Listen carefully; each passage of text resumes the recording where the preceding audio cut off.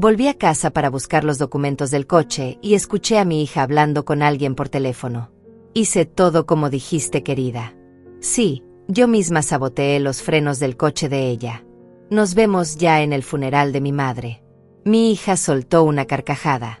Cerré la puerta silenciosamente detrás de mí. Llamé a una grúa y llevé mi coche a la casa de mi nuera. Es un regalo, de mí y de tu marido, le dije. Y por la noche, otra sorpresa aún esperaba a mi hija. Pero déjenme contarles cómo llegué hasta ahí. Como una mañana normal se convirtió en la peor pesadilla de mi vida. Y cómo esa pesadilla se transformó en la venganza más dulce que jamás imaginé. Todo comenzó 3 semanas antes.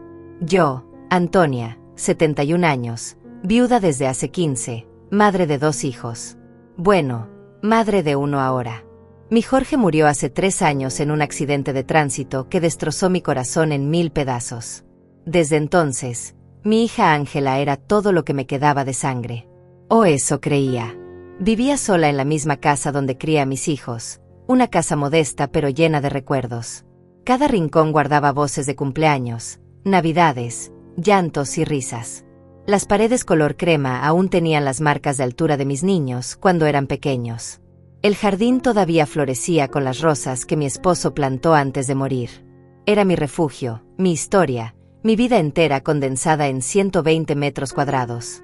Después de la muerte de Jorge, me volví más cercana a Aurora, mi nuera, la viuda de mi hijo. Ella quedó sola con 2 niños pequeños, Tadeo de 8 años y Julieta de 5. Yo la ayudaba cuando podía, cuidaba de los niños, cocinaba para ellos los domingos. Aurora trabajaba como enfermera en el hospital municipal, turnos largos y agotadores. Era una buena mujer. Leal. Honesta. Todo lo que una madre podría desear para su hijo. Mi hija Ángela, por otro lado, siempre fue diferente. Casada con Eduardo desde hace 20 años, vivían en una casa más grande que la mía, en un barrio mejor. Eduardo trabajaba en ventas, o eso decía. Siempre con trajes caros, relojes relucientes, perfumes importados. Aparentaban tener dinero, mucho dinero. Pero yo conocía la verdad. Las apariencias engañan. Ángela nunca tuvo hijos.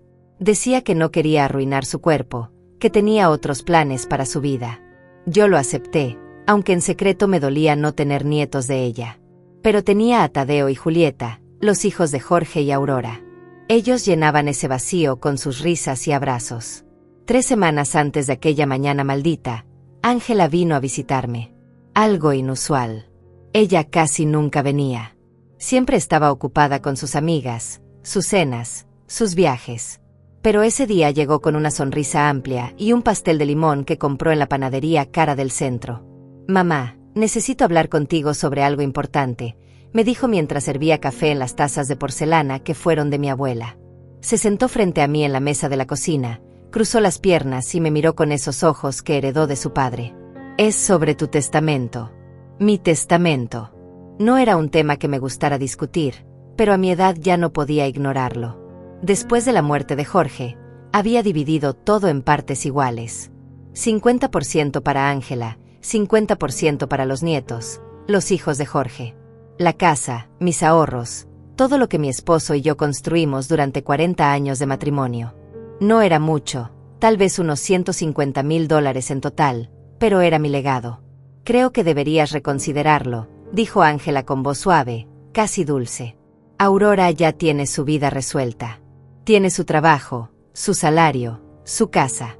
Los niños son pequeños, ni siquiera entienden el valor del dinero. Tú y yo somos sangre, mamá. Yo soy tu única hija viva». Sus palabras me incomodaron, pero no dije nada. Solo asentí y prometí pensarlo. Ella sonrió, me besó en la mejilla y se fue. Dejó el pastel sobre la mesa. Ni siquiera lo probé.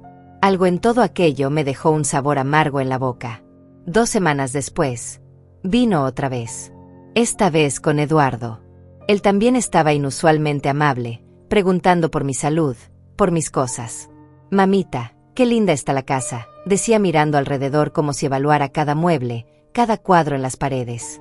«Debe valer bastante, ¿no? Con la zona revalorizándose tanto». No respondí. Solo ofrecí más café. Pero noté cómo sus ojos calculaban, cómo Ángela lo miraba con complicidad. Noté cómo ambos parecían ansiosos, inquietos. Noté cómo preguntaban sobre Aurora, sobre si yo la veía mucho, sobre si ella me visitaba seguido. «Mamá, no quiero ser mala, pero Aurora está llenándote la cabeza», dijo Ángela esa tarde. «Ella sabe que tienes dinero guardado. Está siendo amable contigo por interés. Por favor, abre los ojos».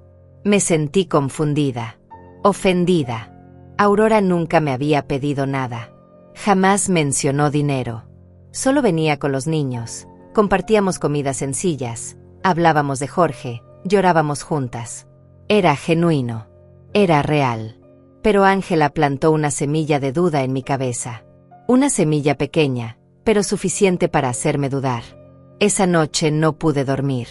Pensé en mis 2 hijos. En Jorge, que era noble y trabajador, que amaba a su familia por encima de todo. Y en Ángela, siempre tan preocupada por las apariencias, siempre compitiendo, siempre queriendo más. Me pregunté cuándo había cambiado tanto. O tal vez siempre fue así y yo no quise verlo. Los días pasaron. Ángela llamaba más seguido, siempre preguntando lo mismo. «¿Ya pensaste en lo que te dije, mamá?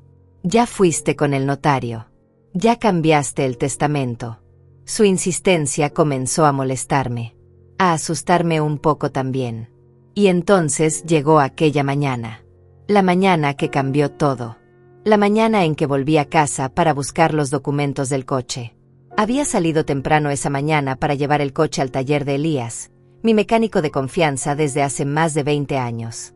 El motor hacía un ruido extraño, un zumbido que no me gustaba nada. A mi edad, uno aprende a confiar en los instintos. Y mi instinto me decía que algo no estaba bien con ese coche. «Elías, necesito que revises todo», le dije cuando llegué a su taller a las 8 de la mañana. El lugar olía a aceite y metal, las paredes estaban cubiertas de calendarios viejos y herramientas colgadas en orden perfecto. Él era un hombre de unos 50 años, manos callosas, mirada honesta. El tipo de persona que ya no abunda en este mundo. «Doña Antonia, claro que sí. Déjemelo aquí y en un par de horas lo reviso completo», me dijo limpiándose las manos con un trapo grasiento. «Pero necesito que me traiga los documentos del coche, los papeles del seguro. Los necesito para hacer la factura correcta». Los documentos. Los había dejado en casa, en el cajón de la cocina donde guardaba todos los papeles importantes. Suspiré. No quería caminar de regreso, eran casi 15 cuadras, pero tampoco quería hacer esperar a Elías. Además, el día estaba hermoso, soleado, con una brisa suave. Pensé que la caminata me vendría bien. «Vuelvo en media hora», le dije. Él asintió y ya estaba abriendo el capó de mi viejo sedán gris cuando salí del taller. Caminé despacio, disfrutando del aire fresco, saludando a los vecinos que encontraba en el camino. La señora Marta regando sus plantas, el joven Javier abriendo su tienda de abarrotes, los niños yendo a la escuela con sus mochilas rebotando en sus espaldas. Era una mañana común, ordinaria, hermosa en su simplicidad. Llegué a casa 20 minutos después. Saqué las llaves de mi bolso y abrí la puerta principal. Y entonces lo escuché. La voz de Ángela. Mi hija estaba dentro de mi casa. Me quedé paralizada en la entrada. Ella no sabía que yo había salido. Ella pensaba que yo seguía durmiendo, o tal vez no esperaba que volviera tan pronto. Su voz venía de la sala, clara, fuerte, segura. «Hice todo como dijiste, querida». Sí, yo misma saboteé los frenos del coche de ella. Nos vemos ya en el funeral de mi madre. El mundo se detuvo. El aire se volvió pesado, irrespirable. Mis piernas dejaron de responderme. Mis manos comenzaron a temblar tan violentamente que las llaves cayeron al suelo con un sonido metálico que resonó como un disparo en el silencio de mi horror. Y entonces ella se rió. Una carcajada. Genuina. Alegre. Satisfecha. Cerré la puerta con tanta suavidad como pude, rogando que el pequeño clic del pestillo no la alertara. Me quedé ahí, en mi propio porche, con el corazón golpeando tan fuerte dentro de mi pecho que pensé que explotaría. 71 años. Una vida entera siendo madre. Sacrificándome. Trabajando. Amando. Y mi propia hija acababa de confesar que intentó matarme. Los frenos. Ella saboteó los frenos de mi coche. El mismo coche que ahora estaba en el taller de Elías. El mismo coche con el que yo planeaba ir al mercado, bajar por esa carretera sinuosa y peligrosa donde las curvas son cerradas y los barrancos profundos. Ella quería que yo muriera. Y quería que pareciera un accidente. Mi mente trabajaba a 1000 por hora a pesar del shock. Ángela había venido a casa. Había entrado sin que yo supiera. Tal vez tenía copia de las llaves. Tal vez llevaba días entrando cuando yo no estaba. La idea me provocó náuseas. Mi propia casa, mi refugio, violado por mi propia sangre. Pero lo que más me dolió, lo que atravesó mi corazón como una lanza, fue esa risa. Esa maldita risa. No había duda en ella. No había culpa. Solo satisfacción. Como si hablar de mi muerte fuera algo divertido, algo que la llenaba de alegría. Caminé hacia la esquina de la calle con pasos de zombi, alejándome de mi casa antes de que ella saliera y me viera. Me apoyé contra un poste de luz y respiré profundo, tratando de no desmayarme, tratando de no gritar. ¿Con quién estaba hablando? ¿Quién era esa querida a la que mencionó? ¿Eduardo? ¿Una amante? ¿Una cómplice? ¿Cuánto tiempo llevaban planeando esto? ¿Días? ¿Semanas? ¿Meses? Y entonces recordé. Las visitas insistentes. Las preguntas sobre el testamento. La presión constante para que yo cambiara mi voluntad. Los comentarios venenosos sobre Aurora. Todo encajó como piezas de un rompecabezas macabro. Ángela quería mi herencia. Toda. No quería compartir nada con los hijos de Jorge. Y estaba dispuesta a matarme para conseguirlo. Saqué mi teléfono celular del bolso con manos temblorosas. Un teléfono simple, de esos para personas mayores, con botones grandes y pocas funciones. Pero suficiente para lo que necesitaba. Busqué en mis contactos. Encontré el número de la grúa que había usado años atrás cuando el coche de mi esposo se descompuso en la carretera. Necesito que recojan un coche, dije cuando contestaron. Mi voz sonaba extrañamente calmada, fría, calculadora. Como si no fuera mía. Como si otra persona hubiera tomado control de mi cuerpo. Les di la dirección del taller de Elías. Les di instrucciones precisas. Quería que llevaran mi coche a otra dirección. La dirección de Aurora, mi nuera. La viuda de mi hijo Jorge. La mujer que Ángela tanto despreciaba. Mientras esperaba a que la grúa llegara, mi mente comenzó a trabajar. El shock inicial se transformó en algo diferente. Algo frío. Algo calculado. Si mi hija quería jugar con la muerte, entonces yo le enseñaría cómo se jugaba ese juego. Pero con mis reglas. Caminé de regreso al taller de Elías. Él estaba debajo del coche, revisando algo en el chasis. Cuando me vio llegar, salió rodando en su carrito mecánico, con el rostro manchado de grasa. Doña Antonia, qué bueno que volvió. Necesito mostrarle algo, dijo con voz seria. Los frenos. Alguien los manipuló. Los cables están cortados parcialmente. No de manera obvia, sino calculada. Estaban diseñados para fallar después de cierta distancia, después de cierto uso. Esto no es desgaste natural. Esto fue intencional. Lo sé, respondí. Mi voz sonaba hueca, vacía. Y sé quién lo hizo. Elías me miró con ojos enormes, confundido, preocupado. Pero antes de que pudiera preguntar nada, la grúa llegó. Un camión enorme, ruidoso, con el logo de la empresa en los costados. Lleven este coche a esta dirección, dije entregándole al conductor un papel con la dirección de Aurora escrita con mi letra temblorosa. Y díganle que es un regalo. De mí y de su cuñado Eduardo. El conductor me miró extraño, pero asintió. El dinero que le ofrecí fue suficiente para que no hiciera preguntas. Elías tampoco preguntó. Solo me miró con una mezcla de preocupación y respeto, como si supiera que algo terrible había pasado, pero que yo tenía todo bajo control. Mientras veía cómo subían mi coche a la grúa, mi mente ya estaba 3 pasos adelante. Ángela pensaba que yo estaría muerta en unas horas, que mi coche fallaría en esa carretera peligrosa, que yo caería por el barranco y que todo parecería un trágico accidente. Pero ahora, ese coche estaba yendo hacia Aurora. Y esa noche, tenía planes para mi querida hija. Planes que ella nunca vería venir. Caminé hasta la casa de Aurora. Necesitaba llegar antes que la grúa, necesitaba prepararla para lo que venía. Mis piernas dolían, mi espalda protestaba con cada paso, pero la adrenalina me mantenía en movimiento. Era como si mi cuerpo hubiera olvidado que tenía 71 años y estuviera funcionando con pura rabia y determinación. Aurora vivía en un pequeño departamento a 20 cuadras de mi casa. Un lugar modesto en un edificio de 3 pisos, con paredes color arena y balcones estrechos donde ella cultivaba plantas aromáticas.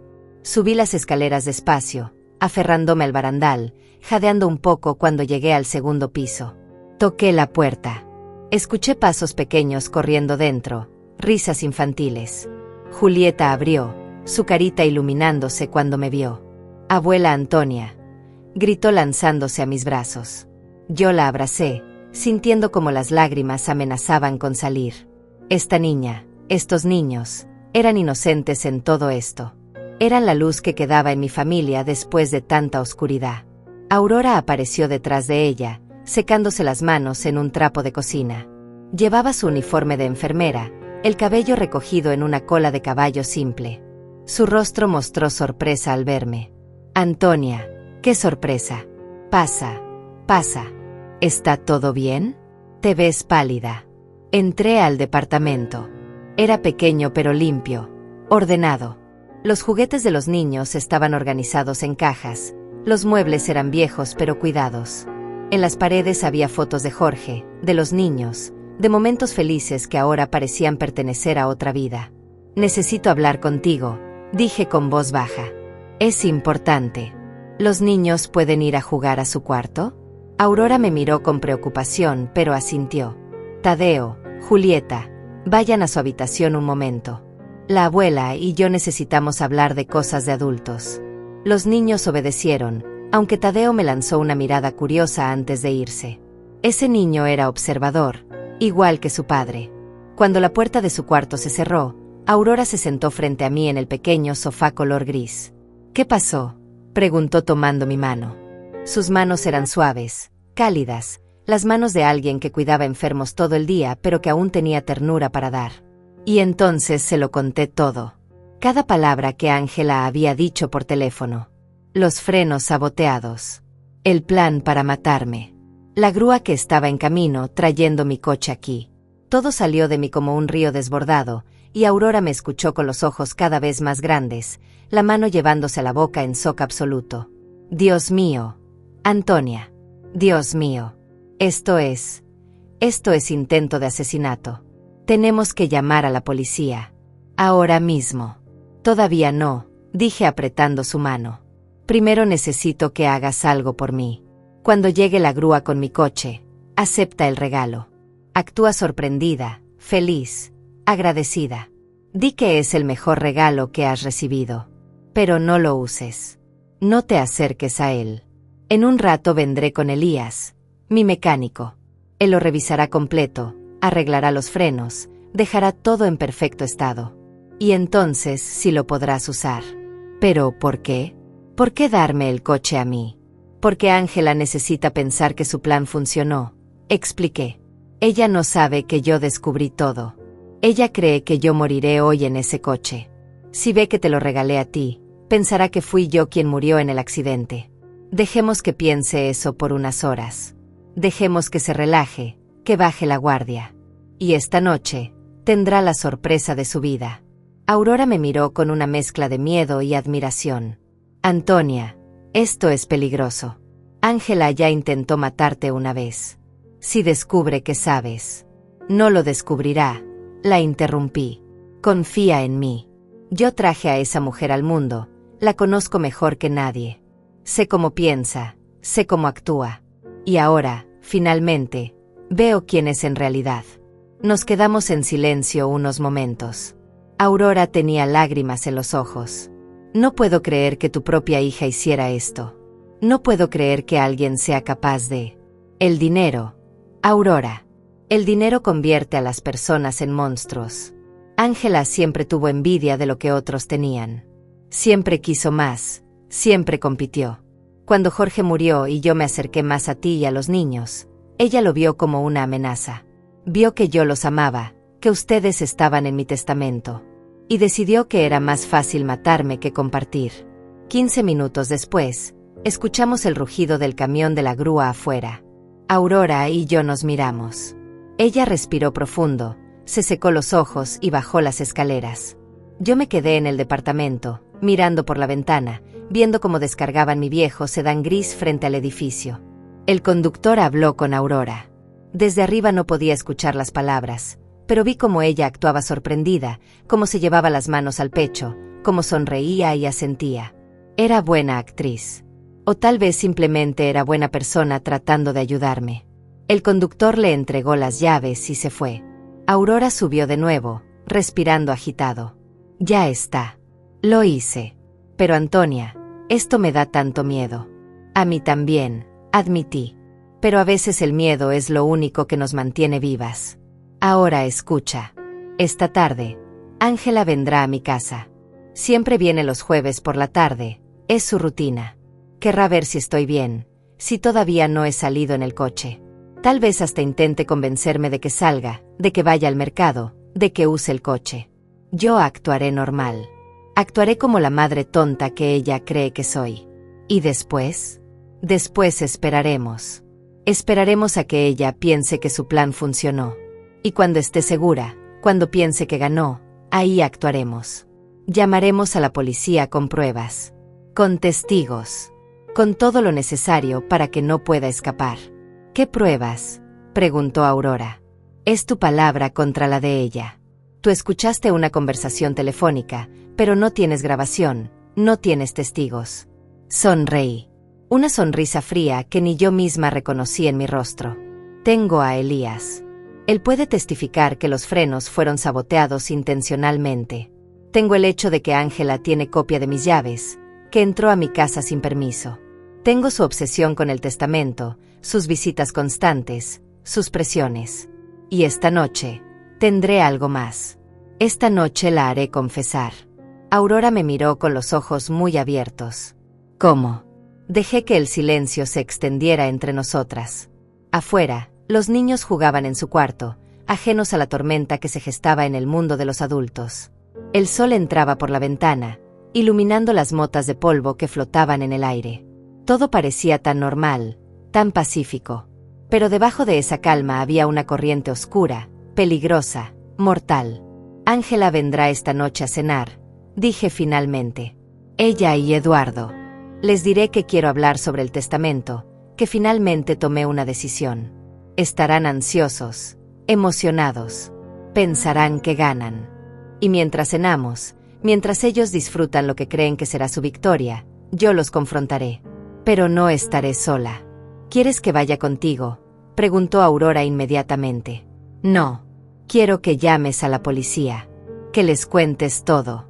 Que les digas que venga alguien a mi casa esta noche, sin luces, sin sirenas. Que esperen afuera. Y cuando yo les dé la señal, que entren. Pero necesito que Ángela confiese primero. Necesito que admita lo que hizo. Necesito que lo diga en voz alta con testigos presentes. Antonia, esto es muy peligroso. ¿Y si Eduardo se pone violento? ¿Y si Ángela intenta lastimarte? Mi hija es una cobarde, respondí con amargura. Sabotear frenos es cosa de cobardes. Ella no me atacará cara a cara. No tiene el valor. Toda su vida ha sido así, actuando por la espalda, manipulando, mintiendo. Pero nunca enfrentando. Y esa será su perdición. Me levanté del sofá, sintiendo como mis rodillas protestaban. Aurora se levantó también y me abrazó. Un abrazo largo, apretado, lleno de miedo y amor y solidaridad. Jorge estaría orgulloso de ti, le susurré al oído. Criaste a sus hijos bien. Los amas. Los proteges. Eres la hija que yo debí tener. Sentí como su cuerpo se sacudía con un sollozo contenido. Cuando nos separamos, ambas teníamos lágrimas en los ojos, pero también determinación en la mirada. Bajé las escaleras despacio. El coche estaba ahí, estacionado como un testigo silencioso de la traición. Lo miré por un momento largo, pensando en cómo ese pedazo de metal casi se convierte en mi ataúd. Pensando en cómo mi propia hija lo convirtió en un arma. Entonces saqué mi teléfono y llamé a Ángela. Hija, respondió ella con voz dulce, melosa. Casi podía verla sonriendo del otro lado. ¿Cómo estás, mamá? Bien, hija. Escucha, ¿puedes venir a cenar esta noche? Tú y Eduardo. Necesito hablar con ustedes sobre algo importante. Hubo una pausa. Una pausa que duró un segundo demasiado largo. ¿Sobre qué, mamá? Sobre el testamento. Ya tomé una decisión. Creo que tienen razón. Es hora de que arregle las cosas correctamente. La escuché respirar. La escuché contener la emoción en su voz. Claro, mamá. Claro que sí. Estaremos ahí a las 7. ¿Necesitas que llevemos algo? Solo sus apetitos, respondí. Y sus conciencias, si es que aún las tienen. Colgué antes de que pudiera responder. Y comencé a caminar de regreso a casa. Tenía mucho que preparar para esta noche. La última cena con mi hija. Pasé la tarde preparándome como un general prepara una batalla. Cada detalle importaba. Cada movimiento tenía que ser calculado. No podía permitirme errores porque sabía que solo tendría una oportunidad para hacer justicia. Lo primero que hice fue llamar a Elías. Necesitaba que fuera a casa de Aurora inmediatamente y reparara los frenos del coche. Él no hizo preguntas. Solo dijo que estaría allí en 20 minutos. Era un buen hombre, de esos que quedan pocos. De esos que ayudan sin esperar nada a cambio. Después llamé a la estación de policía. Pregunté por el detective Javier Morales, un hombre que había investigado el accidente de Jorge hace 3 años. Él me conocía, sabía quién era yo, sabía que no era el tipo de persona que hace llamadas dramáticas sin razón. Detective Morales, soy Antonia Reyes. Necesito reportar un intento de asesinato. Contra mí. Y la responsable es mi hija. Hubo silencio del otro lado. Luego su voz, seria, profesional. Doña Antonia, ¿está usted a salvo en este momento? Sí. Pero necesito que venga esta noche a mi casa. Ella vendrá a cenar con su esposo. Y yo la haré confesar. Pero necesito que ustedes estén ahí, escuchando, como testigos. Sin que ella lo sepa. Le conté todo. Los frenos saboteados, la conversación que escuché, el testimonio de Elías sobre la manipulación intencional del coche. Él escuchó sin interrumpir, tomando notas mentales, haciendo preguntas específicas sobre horarios, sobre evidencias, sobre testigos. Doña Antonia, esto es muy irregular. Lo correcto sería que usted viniera a la estación y presentara una denuncia formal. Y entonces ella escaparía. Respondí con firmeza. Ella tiene dinero, tiene contactos. Eduardo tiene amigos en lugares importantes. Si saben que los descubrí, desaparecerán antes de que puedan hacer algo. Necesito que la atrapen con las manos en la masa, detective. Necesito que la escuchen confesar. Otra pausa larga. Luego un suspiro. Está bien. Estaré ahí a las 6:30. Con otro oficial. Nos quedaremos fuera, en un vehículo sin identificación. Pero doña Antonia, si en algún momento siente que está en peligro, grite. Entramos inmediatamente. ¿Entendido? Entendido. Y detective, gracias por creerme. Soy padre, doña Antonia. No puedo imaginar hacer lo que su hija hizo. Estaremos ahí. Colgué y me senté en mi cama, sintiendo el peso de todo esto cayendo sobre mis hombros. Durante unos minutos, me permití llorar. Llorar por la hija que creí tener y que nunca existió. Llorar por los años desperdiciados creyendo que ella me amaba. Llorar por la traición más profunda que un corazón de madre puede experimentar. Pero las lágrimas se secaron rápido. No había tiempo para la autocompasión. Tenía trabajo que hacer. Caminé hasta la cocina y comencé a preparar la cena. Decidí hacer algo especial, irónico en su simplicidad. Pollo asado con papas, el plato favorito de Ángela cuando era niña. Cuando todavía era inocente, cuando todavía tenía alma. Si es que alguna vez la tuvo. Mientras cocinaba, recordé todas las cenas que habíamos compartido en esta mesa. Los cumpleaños, las navidades, los domingos familiares. Jorge siempre sentado a mi derecha, Ángela a mi izquierda. Mi esposo a la cabecera. Todos riendo, compartiendo historias, siendo una familia. ¿En qué momento se rompió todo? ¿En qué momento el amor se convirtió en codicia? ¿En qué momento mi hija decidió que mi muerte valía más que mi vida? Tal vez siempre fue así. Tal vez yo simplemente no quise ver las señales. Los pequeños celos cuando Jorge recibía más atención. Las mentiras pequeñas que se volvieron más grandes. La manipulación sutil que ejercía sobre todos nosotros. Los signos estuvieron ahí siempre, pero el amor de madre es ciego. Y yo fui la más ciega de todas. A las 5 de la tarde, la mesa estaba puesta. Platos blancos, cubiertos relucientes, vasos de cristal que fueron el regalo de bodas de mis padres. Todo perfecto, todo hermoso, como la última cena que era. Me duché y me cambié de ropa. Me puse un vestido color verde oscuro, sencillo pero elegante. El que usaba para ocasiones especiales. Me peiné con cuidado, me puse un poco de maquillaje. Quería verme bien. Quería que Ángela viera a la madre que estaba a punto de destruir. A las 6:30 sonó mi teléfono. Era un mensaje del detective Morales. Estamos afuera. Vehículo gris. 3 casas más abajo. Grite si hay problemas. Respondí con un simple. Entendido. A las 6:45, escuché un auto estacionarse frente a mi casa. Miré por la ventana. Era el Mercedes plateado de Eduardo, reluciente bajo la luz del atardecer. Ángela bajó del asiento del pasajero, luciendo un vestido color rosa pálido, zapatos de tacón, cabello perfectamente arreglado. Eduardo bajó del otro lado, con su traje oscuro y su sonrisa de vendedor. Los vi caminar hacia mi puerta, tomados de la mano, sonriendo. Como la pareja perfecta. Como los yernos ideales. Como los asesinos que eran. Respiré profundo. Esto es por Jorge, me dije a mí misma. Esto es por sus hijos. Esto es por todas las madres que fueron traicionadas por quienes más amaban. Abrí la puerta antes de que tocaran. Hija. Eduardo. Qué gusto que vinieran, dije con la sonrisa más falsa de mi vida. Ángela me besó en la mejilla. Mamá, te ves hermosa. ¿Es ese vestido nuevo? No, lo tengo desde hace años. Pero gracias, cariño. Entraron a la casa como si fuera suya. Eduardo fue directo a la sala, sentándose en el sillón más cómodo. Ángela fue a la cocina, levantando las tapas de las ollas, revisando qué había preparado. Pollo asado. Mi favorito. ¿Recuerdas, mamá? Cuando era niña siempre pedía esto para mi cumpleaños. Lo recuerdo, respondí sin emoción. Recuerdo muchas cosas. Ella no captó el tono. O no quiso captarlo.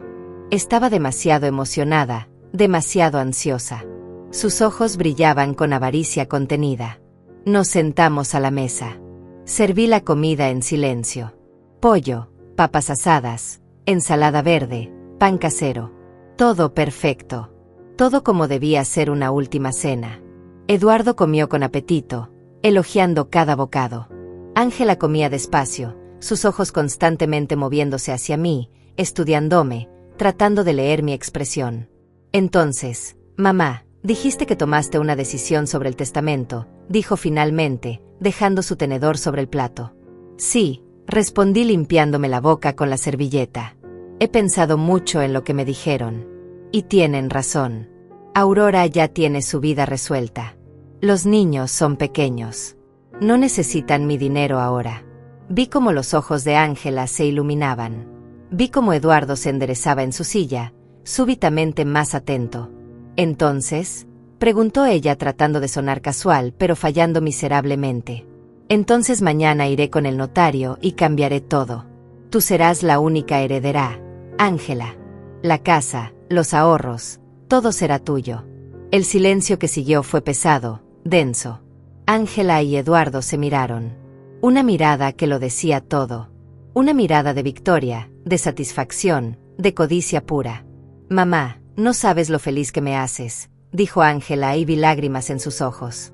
Lágrimas falsas, actuadas, repugnantes. Siempre supe que al final entenderías. Somos familia. Somos sangre. Sí, susurré. Somos sangre. Aunque tú pareces haber olvidado lo que eso significa. Ella parpadeó, confundida por mi tono. ¿Qué quieres decir? Me levanté de la mesa. Caminé hacia la ventana, mirando hacia afuera, hacia donde sabía que el detective Morales esperaba. Era el momento. No había vuelta atrás. Me volteé hacia ellos. Quiero decir que sé lo que hiciste, Ángela. Sé que saboteaste los frenos de mi coche. Sé que planeabas matarme. El color se fue de su rostro. Eduardo se puso de pie tan rápido que su silla cayó hacia atrás con un estruendo. ¿De qué estás hablando?, dijo Ángela con voz aguda, falsa. Mamá, ¿te sientes bien? ¿Tomaste tus medicamentos? No te atrevas, dije con voz de acero. No te atrevas a tratarme como si estuviera senil. Te escuché esta mañana. Volví a casa para buscar los documentos del coche y te escuché hablando por teléfono. Hice todo como dijiste, querida. Yo misma saboteé los frenos. Nos vemos en el funeral de mi madre. ¿Te suena familiar? El silencio en la sala era absoluto.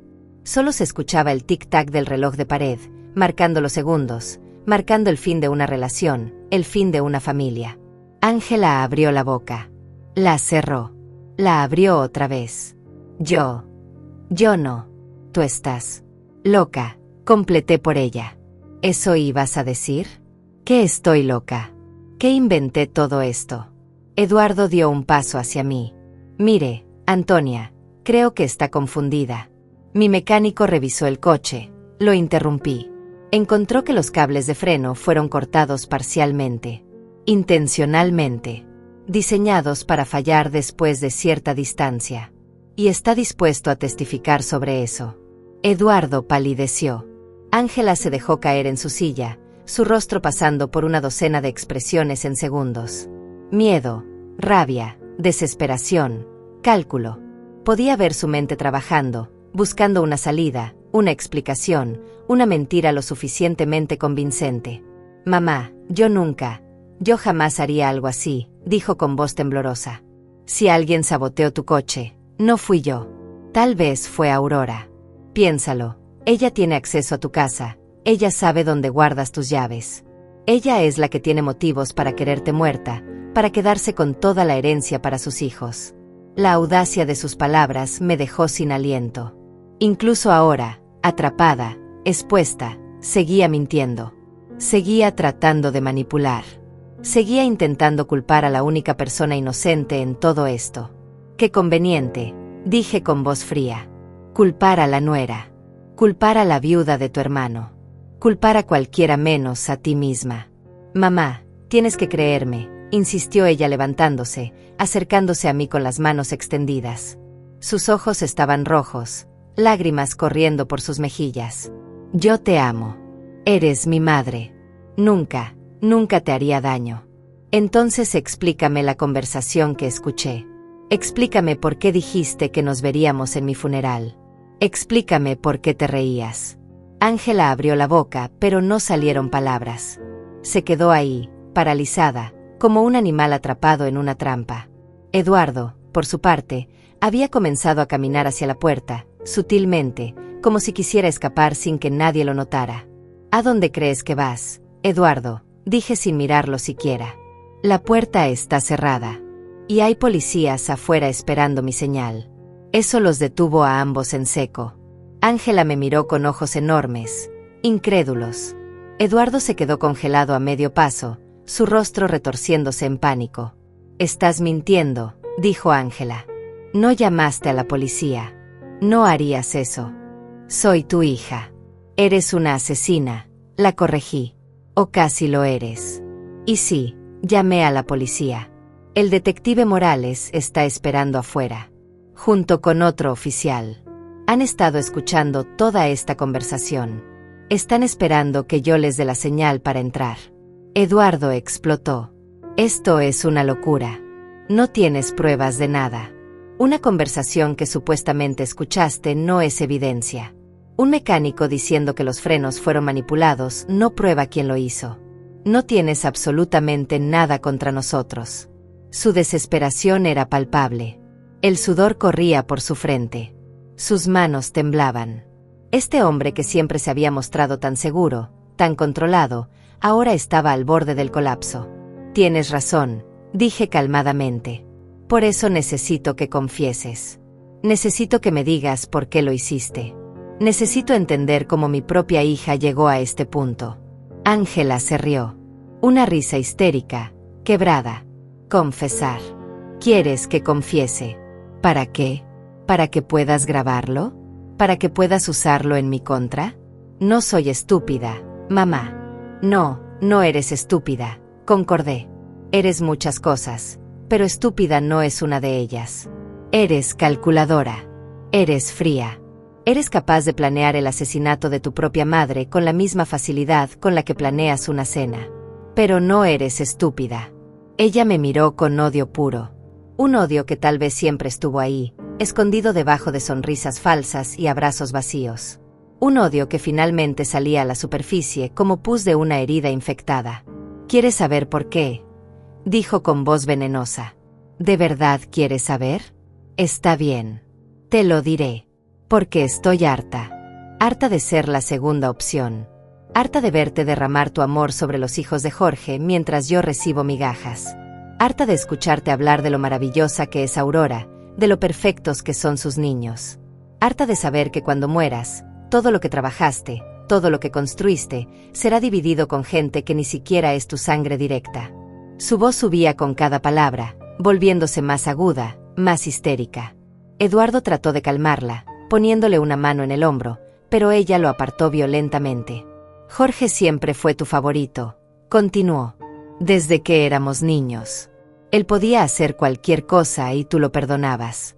Yo tenía que ser perfecta, tenía que esforzarme el doble para recibir la mitad de tu atención. Y cuando murió, pensé que finalmente sería mi turno. Pensé que finalmente me verías. Pero no. En cambio, transferiste todo ese amor a su viuda y a sus hijos. Como si yo no existiera. Como si yo no importara. Las lágrimas caían por su rostro, pero no eran de tristeza. Eran de rabia. De resentimiento acumulado durante años. Décadas tal vez. Y el dinero, mamá. Hablemos del dinero. Eduardo y yo tenemos deudas. Muchas deudas. $50,000 con el banco. 30,000 con otras personas.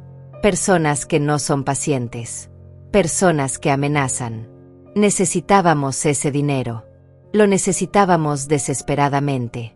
Pero tú ibas a dárselo a Aurora. A los niños que ya tienen una madre, que ya tienen todo. Entonces pensaste que sería más fácil matarme, dije con voz hueca. Más fácil que trabajar. Más fácil que ser honesta. Más fácil que pedirme ayuda. Pedirte ayuda, se burló. ¿Para qué? ¿Para qué me dieras $1,000 y me dijeras que administrara mejor mi dinero? ¿Para qué me sermonearas sobre responsabilidad financiera mientras tú te preparabas para dejarle $150,000 a una nuera que solo lleva 3 años en la familia? Lleva 3 años como viuda, la corregí. Pero estuvo casada con tu hermano durante 10 años. 10 años en los que tú apenas los visitabas. 10 años en los que estabas demasiado ocupada con tu vida perfecta, tu casa grande, tus amigas elegantes. Aurora estuvo ahí cuando Jorge tuvo el accidente. Ella sufrió. Ella lloró. Ella crió a sus hijos sola. Se ganó cada centavo de esa herencia con su dolor y su sacrificio. Ángela se limpió las lágrimas con rabia. Qué noble de tu parte, mamá. Qué generosa. Lástima que no vivirás para ver cómo Aurora gasta tu dinero. Eduardo finalmente habló, su voz desesperada. Ángela, cállate. Por el amor de Dios, cállate. ¿Por qué debería callarme?, gritó ella girándose hacia él. Ya sabe todo. Ya arruinó todo. Los policías están afuera. Ya perdimos. ¿Qué importa ahora lo que diga? Importa para tu sentencia, dijo una voz desde la puerta. Todos nos volteamos. El detective Morales estaba ahí, en el umbral, con su placa colgando de su cuello. Detrás de él había otro oficial, joven, con la mano cerca de su pistola. No escuchamos que entraran. No escuchamos la puerta abrirse. Habían estado ahí todo el tiempo, escuchando cada palabra, cada confesión, cada admisión de culpa. Ángela y Eduardo Cortés están bajo arresto por intento de asesinato premeditado, dijo el detective Morales con voz profesional, monótona. Tienen derecho a permanecer en silencio. Todo lo que digan puede y será usado en su contra en una corte de justicia. El otro oficial se acercó a Eduardo primero, sacando las esposas. Eduardo no resistió, simplemente se dejó esposar, su rostro gris, sus ojos vacíos. Estaba en shock, o tal vez finalmente había aceptado que todo había terminado. Ángela, sin embargo, se volvió hacia mí con una última mirada de odio puro. Espero que estés feliz, mamá. Espero que esto te haga sentir bien. Acabas de destruir a tu propia hija. Tú te destruiste sola, respondí. Yo solo me aseguré de sobrevivir. El detective Morales se acercó a Ángela con las esposas. Ella no opuso resistencia, pero tampoco dejó de mirarme, incluso cuando le ponían las manos detrás de la espalda, incluso cuando la guiaban hacia la puerta. Doña Antonia, dijo el detective antes de salir. Necesitaremos que venga a la estación mañana para hacer una declaración formal. Y necesitaremos el testimonio de su mecánico. Estaré ahí, prometí. Y Elías también. Los vi llevarse a mi hija y a mi yerno. Los vi meterlos en el coche patrulla, las luces rojas y azules iluminando toda la calle, despertando a los vecinos, creando un espectáculo que sería el chisme del barrio durante meses. Me quedé parada en la puerta, viendo cómo se alejaban, viendo cómo mi familia, lo que quedaba de ella, se desintegraba completamente. La casa detrás de mí estaba en silencio. La cena seguía en la mesa, intacta, fría. El pollo asado que preparé con tanto cuidado nunca fue terminado. Cerré la puerta y me apoyé contra ella. Mis piernas finalmente cedieron y me deslicé hasta el suelo, sentándome ahí, en el pasillo de entrada, en la casa que ya no se sentía como un hogar. Y lloré. Lloré como no había llorado desde la muerte de Jorge. Lloré por la hija que perdí, aunque tal vez nunca la tuve. Lloré por los años desperdiciados creyendo en una mentira. Lloré por la familia que se había roto de maneras que nunca podría repararse. No sé cuánto tiempo pasé sentada en ese suelo frío. Tal vez fueron minutos. Tal vez fue una hora. El tiempo había perdido significado. Todo lo que conocía, todo en lo que creía, se había derrumbado en una sola noche. Mi hija era una asesina frustrada. Mi yerno era su cómplice. Y yo era una tonta que había vivido ciega durante años. El sonido del timbre me sacó de mi estupor. Me levanté con dificultad, mis rodillas protestando, mi espalda rígida por estar sentada en esa posición incómoda. Abrí la puerta sin siquiera preguntar quién era. Ya no me importaba. Ya no tenía miedo. Lo peor ya había pasado. Era Aurora. Tenía los ojos rojos de llorar, el cabello despeinado, todavía vestida con su uniforme de enfermera. Detrás de ella estaban Tadeo y Julieta, ambos en pijama, con caras de confusión y sueño. Antonia, escuché lo que pasó. Los vecinos vieron las patrullas. ¿Estás bien? Dios mío, por supuesto que no estás bien. ¡Qué pregunta tan estúpida! Entró sin esperar invitación y me abrazó. Un abrazo real, cálido, genuino. El tipo de abrazo que mi propia hija nunca me dio. Me aferré a ella como un náufrago se aferra a un salvavidas, y volví a llorar, ahora sobre su hombro, sintiendo como ella me acariciaba el cabello y me susurraba palabras tranquilizadoras. Los niños nos miraban desde la entrada, sus ojitos grandes llenos de preocupación. Tadeo, el mayor, fue el primero en acercarse. Abuela Antonia, ¿por qué lloras? ¿Te lastimaron? No, mi amor, dije tratando de recomponerme. No me lastimaron. Solo estoy triste. ¿Por qué estás triste?, preguntó Julieta con su vocecita aguda. ¿Podemos hacer algo para que te sientas mejor? Miré a esos dos niños, tan inocentes, tan puros, y sentí una punzada en el corazón. Ellos habían perdido a su padre. Y ahora, por asociación, perderían también a su tía. Aunque francamente, Ángela nunca había sido una tía presente. Nunca los visitaba, nunca les llevaba regalos, nunca preguntaba por ellos. Para ella, estos niños siempre fueron competencia, obstáculos entre ella y el dinero que creía merecer. Ya me están haciendo sentir mejor con solo estar aquí, les dije forzando una sonrisa. Aurora los mandó a la sala a ver televisión. Cuando estuvimos solas en la cocina, ella se sentó frente a mí y tomó mis manos entre las suyas. ¿Qué pasó exactamente?, preguntó. Solo sé que arrestaron a Ángela y Eduardo. El detective Morales llamó para confirmar que yo necesitaré testificar. Le conté todo. Cada detalle de la cena, cada palabra de la confrontación, cada segundo de la confesión de Ángela. Aurora me escuchó en silencio, su rostro mostrando horror, incredulidad, tristeza. Cuando terminé, ella tenía lágrimas en los ojos. Antonia, lo siento tanto.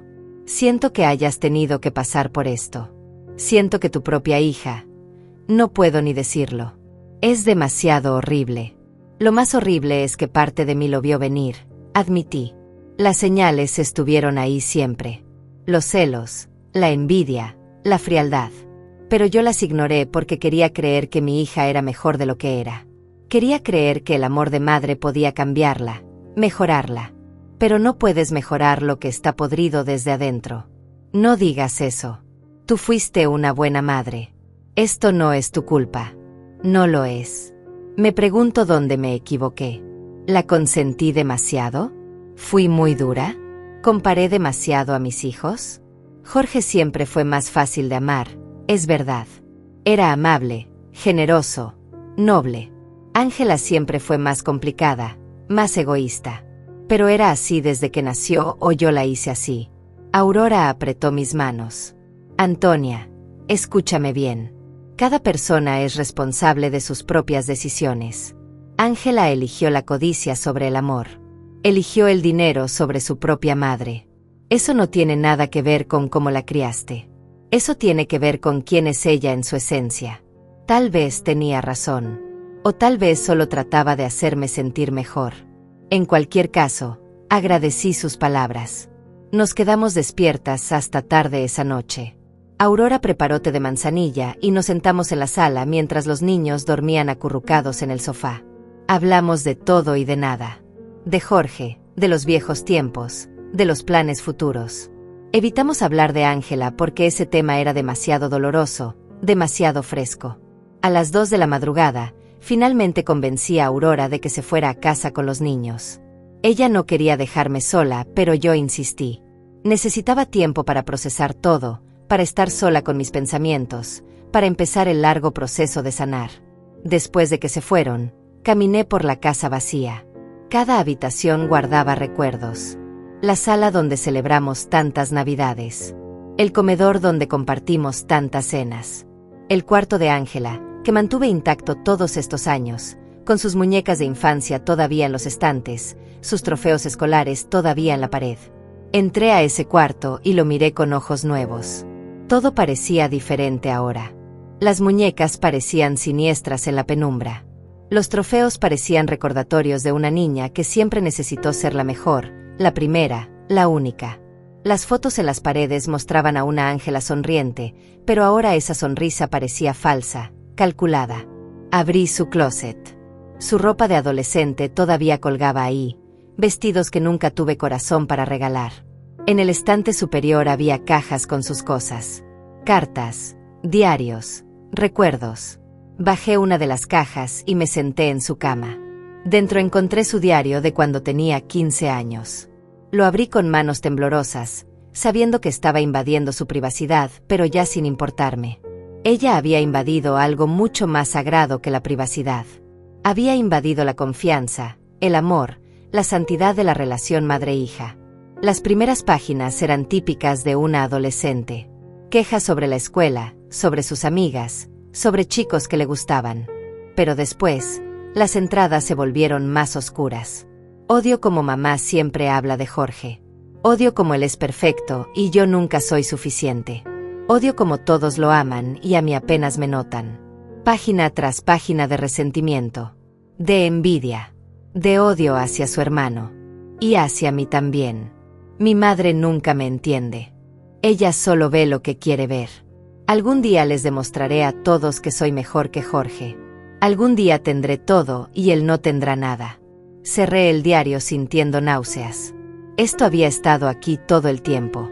Esta oscuridad, este veneno, había estado creciendo en mi hija durante décadas. Y yo nunca lo vi. O tal vez no quise verlo. Volví a poner la caja en su lugar y salí del cuarto, cerrando la puerta detrás de mí. No volvería a entrar ahí.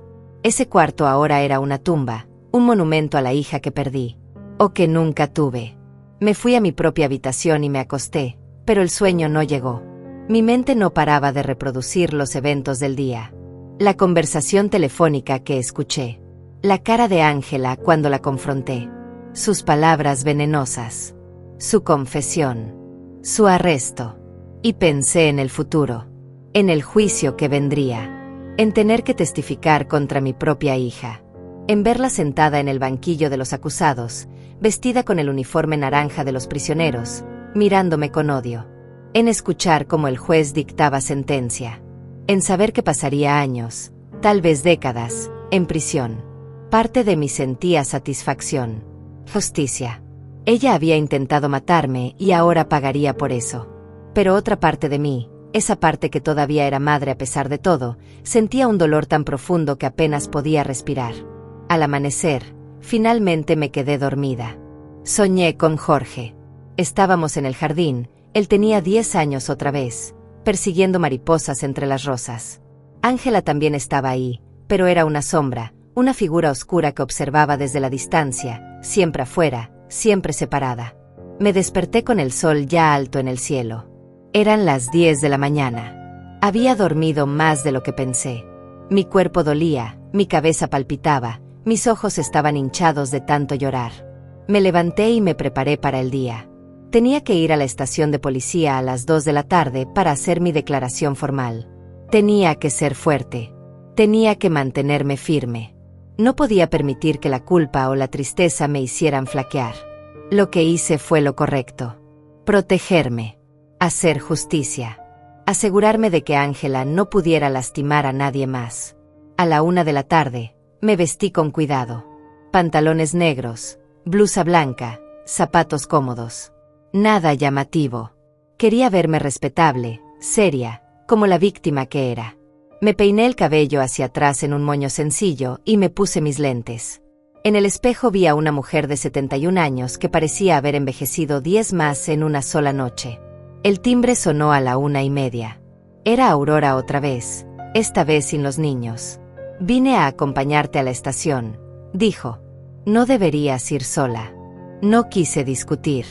La verdad era que agradecía la compañía.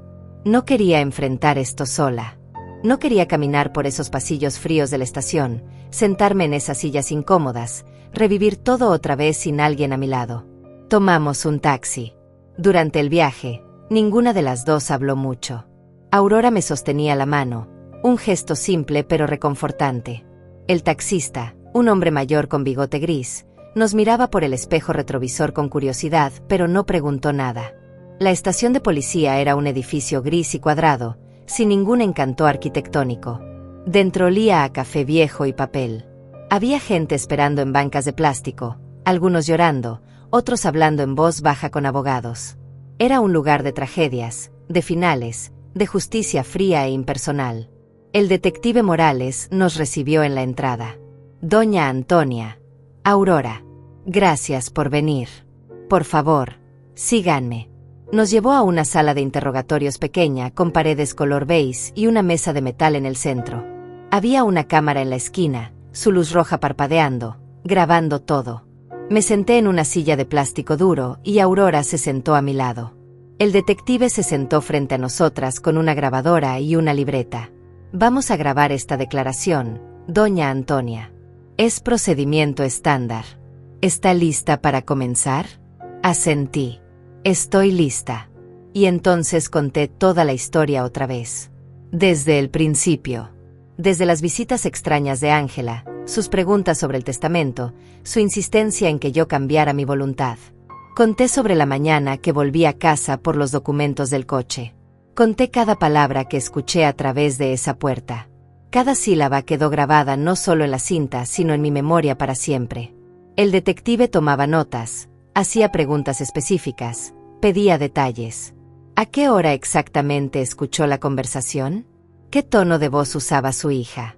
¿Mencionó algún nombre específico? ¿Dijo cuánto tiempo llevaba planeándolo? Respondí todo lo mejor que pude. Algunas cosas las recordaba con claridad perfecta. Otras eran borrosas, distorsionadas por el shock y el horror. Pero hice mi mejor esfuerzo. Después me preguntó sobre la cena. Sobre cómo preparé todo, cómo los recibí, qué dijimos. Le conté sobre la confesión de Ángela, sobre cómo admitió haber saboteado el coche, sobre cómo reveló las deudas de $80,000 que tenían ella y Eduardo. $80,000, repitió el detective levantando una ceja. Eso es mucho dinero. ¿Sabe en qué lo gastaron? Negué con la cabeza. Ángela siempre vivió por encima de sus posibilidades. La casa grande, los coches lujosos, las vacaciones caras, la ropa de marca. Todo era apariencia. Siempre pensé que Eduardo ganaba bien, pero ahora me doy cuenta de que todo era una fachada. Estaban viviendo de crédito, de préstamos, de deudas acumuladas. El detective anotó algo. Esto es importante. El motivo financiero fortalece el caso. Demuestra premeditación, desesperación, razón para el crimen. Después de mi declaración, fue el turno de Aurora. Ella contó cómo yo había llegado a su casa esa mañana, cómo le expliqué todo, cómo el coche fue llevado allí. Contó sobre Elías reparando los frenos y confirmando el sabotaje. Su voz era firme, clara, sin dudar. Cuando terminamos, ya eran casi las 4 de la tarde. Habíamos estado ahí por más de 2 horas. El detective cerró su libreta y apagó la grabadora. Gracias a ambas por su cooperación. Esto ayudará mucho en el caso. Debo informarles que Ángela y Eduardo fueron formalmente acusados esta mañana. Intento de asesinato premeditado, conspiración para cometer asesinato y manipulación de vehículo con intención de causar daño corporal grave o muerte. ¿Qué pena enfrentan?, preguntó Aurora. Si son declarados culpables, podrían recibir entre 15 y 25 años de prisión cada uno. Tal vez más, dependiendo de lo que descubramos durante la investigación. Estamos revisando sus finanzas, sus comunicaciones, todo. Si encontramos evidencia de otros crímenes o de más personas involucradas, las sentencias serán más severas. 25 años. Mi hija podría pasar el resto de su vida útil en prisión. Tendría más de 70 cuando saliera. Más de la edad que yo tenía ahora. Una vida entera desperdiciada por codicia, por envidia, por un amor mal dirigido hacia el dinero en lugar de hacia la familia. ¿Y qué hay de la fianza?, pregunté. ¿Pueden salir bajo fianza? El juez negó la fianza esta mañana. Consideró que son un peligro para usted, doña Antonia. Que hay riesgo de fuga dado el intento de asesinato. Se quedarán en prisión preventiva hasta el juicio. Me sentí aliviada y culpable al mismo tiempo. Aliviada porque no tendría que preocuparme de que Ángela viniera a terminar lo que empezó. Culpable porque era mi hija la que estaba en una celda, usando ropa de prisión, comiendo comida de prisión, durmiendo en un colchón delgado sobre una cama de metal. ¿Cuándo será el juicio?, preguntó Aurora. En unos 3 o 4 meses. Tal vez más si hay retrasos. Tendrán que testificar otra vez, esta vez frente al juez y el jurado. ¿Están preparadas para eso? Estaremos preparadas, dijo Aurora con firmeza antes de que yo pudiera responder. Salimos de la estación con el sol todavía alto en el cielo. Era un día hermoso, cálido, con brisa suave. El tipo de día que debería hacerte feliz. Pero yo me sentía vacía, hueca, como si alguien hubiera sacado todo lo importante de dentro de mí y dejado solo el cascarón. Aurora me llevó a su casa. Los niños estaban con una vecina, pero vendrían pronto. Ella preparó café y nos sentamos en su pequeña cocina, mirando por la ventana hacia la calle donde mi coche, mi casi ataúd, estaba estacionado. Ya lo reparó Elías, dijo Aurora siguiendo mi mirada. Los frenos están perfectos ahora. Es completamente seguro de manejar. No lo quiero, dije de repente. No puedo volver a subirme a ese coche sabiendo lo que Ángela le hizo. Sabiendo que sus manos tocaron esos cables, que los cortó con la intención de matarme. No puedo. Lo entiendo. Podemos venderlo. O donarlo. Lo que tú quieras.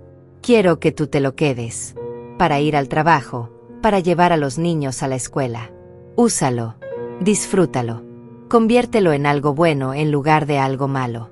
Aurora me miró con los ojos húmedos. Antonia, no puedo aceptar eso. Es demasiado. Por favor. Hazlo por mí. Necesito saber que algo bueno salió de todo esto. Necesito saber que ese coche que casi se convierte en mi tumba ahora sirve para proteger y transportar a las personas que amo. A ti y a los niños de Jorge. Ella asintió, incapaz de hablar, y nos abrazamos otra vez. Parecía que todo lo que hacíamos últimamente era abrazarnos y llorar. Pero tal vez eso era exactamente lo que necesitábamos. Tal vez el duelo, en todas sus formas, era la única manera de procesar algo tan horrible. Los niños llegaron 1 hora después, llenos de energía y preguntas. «Abuela, ¿te vas a quedar a cenar?», preguntó Julieta trepándose a mi regazo. «Por favor, di que sí. Mami va a hacer espagueti». Me quedé. Cenamos juntos en esa mesa pequeña, los 4 apretados, pasándonos el pan, riéndonos de las historias que Tadeo contaba sobre su día en la escuela. Por un momento, solo un momento, pude olvidar. Pude fingir que la vida era normal, que mi familia no estaba rota, que mi hija no estaba en prisión por intentar asesinarme. Pero solo por un momento. La realidad siempre regresaba, pesada e implacable. Esa noche, Aurora insistió en que me quedara. «No quiero que estés sola en esa casa», dijo. «No esta noche. Tal vez no por un tiempo». No discutí. La verdad era que no quería volver a mi casa. No quería caminar por esos pasillos donde escuché la confesión de Ángela. No quería dormir en esa cama sabiendo que mi hija había entrado a mi casa sin permiso, había violado mi espacio, había planeado mi muerte bajo mi propio techo. Dormí en el sofá de Aurora esa noche. No dormí bien, pero dormí. Y cuando me desperté a la mañana siguiente con el sol entrando por las ventanas y el sonido de los niños desayunando en la cocina, sentí algo que no había sentido en días. Esperanza. Pequeña, frágil, pero ahí. Los siguientes días se convirtieron en semanas, y las semanas en meses. La vida continuaba, aunque transformada, aunque marcada por la tragedia. Me mudé temporalmente con Aurora y los niños. Mi casa quedó vacía, esperándome, pero yo no estaba lista para volver. Cada vez que pasaba frente a ella, sentía un escalofrío. Ese lugar que había sido mi hogar durante décadas ahora era el escenario de la peor traición de mi vida. La noticia del arresto de Ángela se esparció por el vecindario como pólvora. Los vecinos me miraban con una mezcla de lástima y curiosidad mórbida. Algunos cruzaban la calle para evitarme, incómodos con la tragedia que yo representaba. Otros se acercaban con palabras torpes de consuelo que solo hacían que me sintiera peor. «Nunca imaginé que Ángela fuera capaz de algo así», decía la señora Marta mientras regaba sus plantas. «Siempre la vi tan educada, tan bien vestida». «Las apariencias engañan», respondía yo sin emoción. «Más de lo que imaginas». Durante ese tiempo, el detective Morales me mantenía informada sobre el progreso del caso. Habían encontrado evidencia adicional que fortalecía la acusación. Mensajes de texto entre Ángela y Eduardo discutiendo sus deudas, sus planes. Un registro de búsquedas en Internet sobre cómo sabotear frenos de automóviles sin dejar rastro. Compras de herramientas específicas pagadas con la tarjeta de crédito de Eduardo 2 días antes del sabotaje. También descubrieron algo más. Algo que me heló la sangre cuando me lo contaron. Ángela había aumentado mi póliza de seguro de vida 6 meses atrás. Había falsificado mi firma en los documentos. Si yo hubiera muerto en ese accidente, ella habría cobrado $200,000 adicionales además de la herencia. $200,000. Ese era el precio que mi hija había puesto a mi vida. Ese era el valor que yo tenía para ella. No como madre, no como persona, sino como mercancía, como fuente de ingresos. También investigaron la llamada telefónica que escuché esa mañana. La querida con quien Ángela hablaba resultó ser Sofía, su mejor amiga desde la universidad. Una mujer que yo había recibido en mi casa docenas de veces, que había comido en mi mesa, que me había abrazado y llamado Doña Antonia con aparente cariño. Sofía también fue arrestada como cómplice. Ella sabía del plan. Había alentado a Ángela. Incluso había ayudado a investigar métodos para hacer que el accidente pareciera natural. Las conversaciones entre ellas, recuperadas de sus teléfonos, eran perturbadoras. Hablaban de mi muerte como si planificaran unas vacaciones, con la misma frivolidad, la misma despreocupación. Cada revelación era una puñalada. Cada pieza de evidencia me mostraba cuán profunda era la conspiración, cuán calculado había sido todo. No fue un momento de locura, un impulso repentino. Fue planeado durante meses, ejecutado con precisión, diseñado para no dejar rastros. Aurora fue mi ancla durante todo este tiempo. Ella me escuchaba llorar por las noches, Me preparaba té cuando las pesadillas me despertaban, me obligaba a comer cuando el apetito desaparecía.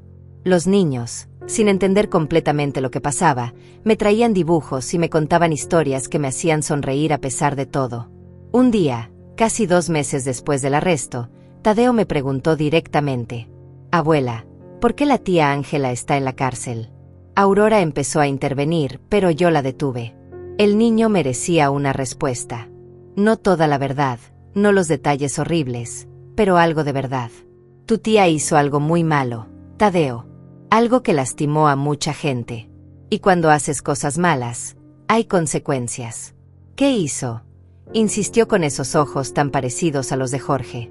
Intentó lastimar a alguien que amaba. Por dinero. El niño pensó por un momento.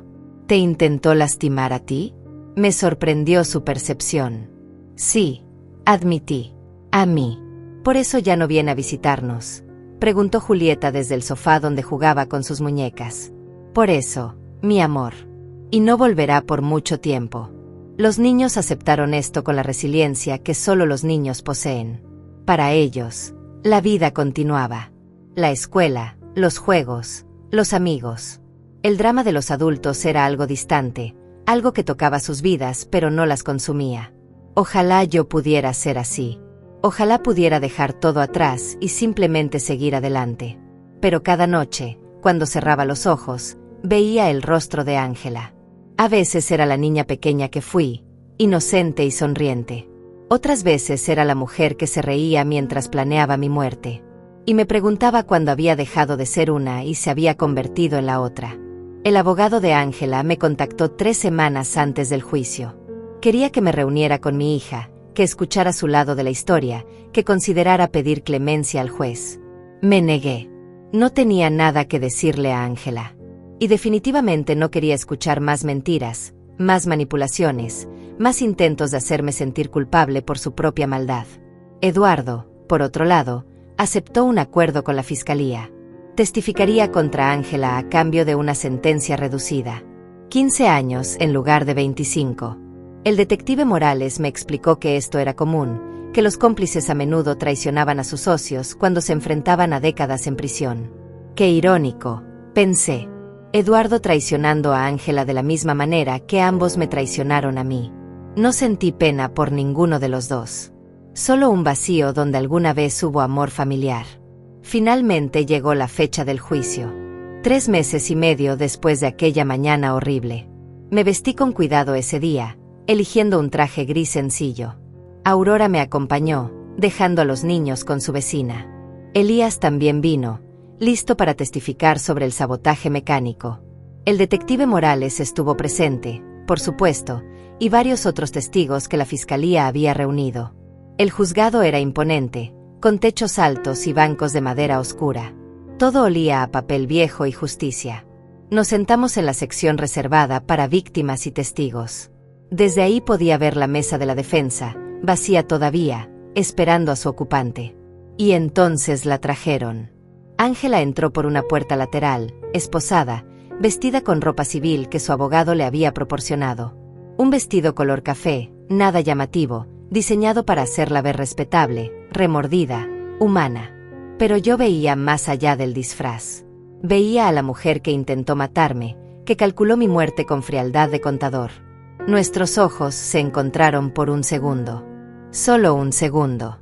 En el suyo vi rabia, resentimiento, pero también algo más. ¿Vergüenza? ¿Arrepentimiento? No podía estar segura. Y francamente, ya no me importaba. El juicio duró 3 días. 3 días de testimonios, de evidencias presentadas, de argumentos legales. La fiscalía construyó un caso sólido, irrefutable. Los mensajes de texto, las búsquedas de internet, el testimonio de Elías sobre los frenos saboteados, el fraude del seguro de vida, mi propio testimonio sobre la conversación que escuché y la confesión durante la cena. Eduardo testificó el segundo día. Se veía demacrado, envejecido, roto. Contó todo. Como Ángela había propuesto el plan, como él había dudado al principio, pero cedió ante la presión de las deudas. Como ella había sido quien saboteó físicamente el coche mientras él hacía guardia. Como habían planeado cada detalle, cada coartada, cada mentira. La defensa intentó argumentar que Eduardo mentía para reducir su propia sentencia, que no había pruebas físicas vinculando a Ángela directamente con el sabotaje. Pero había demasiada evidencia, demasiados testigos, demasiada verdad. Yo testifiqué el tercer día. Subí al estrado con piernas temblorosas, juré sobre la Biblia decir la verdad y solo la verdad, y conté mi historia una vez más. El fiscal me guió con preguntas cuidadosas. El abogado defensor trató de desacreditarme, sugiriendo que estaba confundida, que tal vez había malinterpretado lo que escuché, que mi edad podía afectar mi memoria. Pero no me dejé intimidar. Miré al jurado directamente a los ojos y les dije la verdad. Mi hija intentó asesinarme por dinero. Eso es un hecho. Y merezco justicia. Después de los testimonios, ambas partes presentaron sus argumentos finales. La fiscalía pintó un cuadro de codicia, premeditación y traición familiar. La defensa intentó generar simpatía, hablar de presiones financieras, de momentos de debilidad, de arrepentimiento genuino. Pero cuando miré a Ángela durante todo el juicio, nunca vi arrepentimiento. Vi cálculo. Vi estrategia. Vi a alguien que solo lamentaba haber sido atrapada, no haber cometido el crimen. El jurado se retiró a deliberar el último día al mediodía. Aurora y yo esperamos en una sala pequeña, bebiendo café aguado de máquinas expendedoras, sin hablar mucho. No había nada que decir. Todo estaba en manos de dos extraños que decidirían el destino de mi hija. 3 horas después, nos llamaron de vuelta. El jurado había llegado a un veredicto. Regresamos a la sala del tribunal con el corazón en la garganta. El ambiente estaba cargado, tenso. Ángela fue traída de vuelta, su rostro pálido pero controlado. Eduardo no estaba presente. Él ya había sido sentenciado por separado. 15 años, como acordado.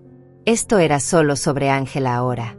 El juez, un hombre mayor de cabello blanco y expresión seria, pidió silencio. Los miembros del jurado, 12 personas comunes con vidas ordinarias, se veían cansados después de deliberar. Algunos evitaban mirar hacia la mesa de la defensa. Eso, me dijo después el detective Morales, era siempre una mala señal para el acusado. Señora presidenta del jurado, ¿ha alcanzado el jurado un veredicto?, preguntó el juez. Una mujer de mediana edad, con lentes y expresión solemne, se puso de pie. Sí, su señoría. ¿Cómo encuentra el jurado a la acusada, Ángela Cortés, en el cargo de intento de asesinato premeditado? El silencio en la sala era absoluto. Podía escuchar mi propio corazón latiendo en mis oídos. Culpable, su señoría. La palabra resonó en la sala como un trueno. Ángela cerró los ojos. Su abogado puso una mano sobre su hombro. Yo solté el aire que no sabía que estaba conteniendo. ¿Y en el cargo de conspiración para cometer asesinato? Culpable. ¿Y en el cargo de fraude en seguros? Culpable. 3 veces culpable. 3 veces confirmado. Mi hija era, oficialmente, una criminal convicta. El juez agradeció al jurado por su servicio y programó la sentencia para 2 semanas después.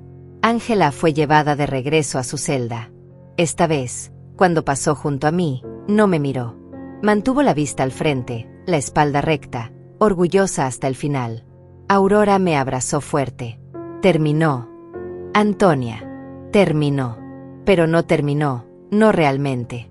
Todavía faltaba la sentencia. Todavía faltaba escuchar cuántos años de su vida pasaría mi hija tras las rejas. Esas 2 semanas pasaron en una neblina. Intenté volver a mi casa, pero solo duré una noche. Las paredes parecían hablarme, recordándome todo lo que había pasado ahí. Decidí ponerla en venta. No podía quedarme en un lugar manchado por tanta traición. El día de la sentencia llegó con un cielo gris y amenaza de lluvia. Parecía apropiado. Regresamos al mismo tribunal, a la misma sala, pero esta vez con un propósito diferente. El juez entró y todos nos pusimos de pie. Ángela fue traída otra vez, luciendo más delgada, más pálida, más derrotada que antes. El tiempo en prisión preventiva la había cambiado físicamente, aunque sospechaba que su interior seguía siendo el mismo. El fiscal solicitó la sentencia máxima. 25 años. Argumentó que el crimen fue especialmente atroz por tratarse de un matricidio planeado, ejecutado con frialdad y motivado puramente por codicia. El abogado defensor pidió clemencia. Habló de las presiones financieras, del colapso emocional, de una mujer que cometió un error terrible pero que merecía una oportunidad de redención. Pidió 15 años con posibilidad de libertad condicional. Entonces el juez me miró. Señora Reyes, ¿desea hacer una declaración de impacto a la víctima? No había preparado nada. No sabía qué decir. Pero me puse de pie de todos modos. Mi hija intentó matarme. Comencé con voz temblorosa. No por rabia, no por locura, sino por dinero. Planeó cada detalle durante meses. Falsificó mi firma. Saboteó mi coche. Esperó mi muerte como quien espera un cheque de pago. Y cuando su plan falló, no mostró arrepentimiento. Solo mostró rabia por haber sido descubierta. Miré hacia Ángela. Ella finalmente me devolvió la mirada. He perdido a una hija. No por muerte, sino por algo peor. Por traición. Y aunque el dolor es inmenso, no pido venganza. Solo pido justicia. Justicia para mí, para todas las madres que confiaron en sus hijos y fueron traicionadas. Para que otros sepan que las acciones tienen consecuencias. Me senté. Aurora apretó mi mano. El juez asintió. Señorita Cortés, ¿desea decir algo antes de que dicte sentencia? Ángela se puso de pie lentamente. Por un momento pensé que se disculparía, que finalmente mostraría algo de humanidad. Pero no. Mi madre siempre favoreció a mi hermano, dijo con voz firme. Siempre fui la segunda opción. Y ahora me condena mientras juega a ser la santa con su nuera y sus nietos. No soy el monstruo que todos quieren que sea. Solo soy alguien que estaba desesperada y tomó decisiones equivocadas. No mencionó remordimiento. No pidió perdón. Solo se justificó, se victimizó, culpó a otros hasta el final. El juez la dejó hablar, luego levantó sus papeles. He revisado toda la evidencia, todos los testimonios, todos los argumentos. Este fue un crimen calculado, premeditado, ejecutado con frialdad. El hecho de que la víctima sea su propia madre lo hace particularmente atroz. Por lo tanto, sentencio a Ángela Cortés a 22 años de prisión sin posibilidad de libertad condicional durante los primeros 10 años. 22 años. Mi hija tendría 67 cuando saliera. Casi mi edad actual. Una vida entera perdida. Ángela no reaccionó. Solo asintió, como si hubiera esperado esto. Fue llevada de vuelta, esposada, desapareciendo por esa puerta lateral por última vez. Salimos del juzgado bajo una lluvia ligera. Aurora abrió su paraguas y lo compartió conmigo. Caminamos en silencio hasta el auto, procesando todo, sintiendo el peso del final. ¿Cómo te sientes?, preguntó Aurora cuando estuvimos dentro del coche. Vacía, respondí honestamente. Aliviada, pero vacía. Como si hubiera ganado algo, pero perdido mucho más en el proceso. Ganaste tu vida, Antonia. Eso no es poco. Tenía razón. Estaba viva. Ángela no había ganado. La justicia se había cumplido. Pero la victoria sabía amarga. Los meses siguientes fueron de reconstrucción. Vendí mi casa. Una pareja joven con un bebé la compró. Esperaba que llenaran ese espacio con risas y amor, que borraran los fantasmas que yo dejaba atrás. Con el dinero de la venta y mis ahorros, ayudé a Aurora a comprar una casa más grande en un vecindario mejor. Una casa con 4 habitaciones, una para ella, una para cada niño, y una para mí. Nos mudamos juntos, formando una familia nueva de las cenizas de la vieja. Tadeo y Julieta me llamaban abuela. Aurora me llamaba mamá a veces, cuando olvidaba. Y yo las corregía cada vez, pero en mi corazón, ella era más hija para mí que Ángela nunca fue. Pasaron los años. Seguí mi vida. Ayudé a criar a los niños de Jorge, los vi crecer, graduarse, convertirse en adultos buenos y decentes. El tipo de adultos que su padre habría estado orgulloso de ver. Ángela escribió cartas desde la prisión. 3 en total durante los primeros años. Las leí todas. Todas eran iguales. Justificaciones, culpas dirigidas a otros, peticiones de dinero para su cuenta de comisaría. Nunca una disculpa real. Nunca un reconocimiento genuino de lo que hizo. Dejé de responder después de la segunda carta. No tenía nada que decirle. Ahora tengo 76 años. Aurora tiene 50. Tadeo está en la universidad estudiando medicina, como su padre quería. Julieta acaba de terminar la secundaria y sueña con ser maestra. Son buenas personas. Personas que aman, que perdonan, que construyen en lugar de destruir. A veces pienso en Ángela. Me pregunto si alguna vez entiende realmente lo que hizo. Si en la soledad de su celda, finalmente encuentra algo de conciencia, algo de arrepentimiento verdadero. Pero luego recuerdo su rostro durante el juicio, sus palabras durante la sentencia, y sé que probablemente no. Perdí a una hija que nunca tuve, pero encontré a la familia que siempre merecí. Aurora, Tadeo, Julieta. Ellos son mi familia ahora. Ellos son mi legado. Y yo sobreviví. A pesar de todo, a pesar de la traición más profunda que un corazón puede experimentar, sobreviví. Me mantuve firme. Busqué justicia. Y encontré, si no felicidad completa, al menos paz. Eso fue suficiente.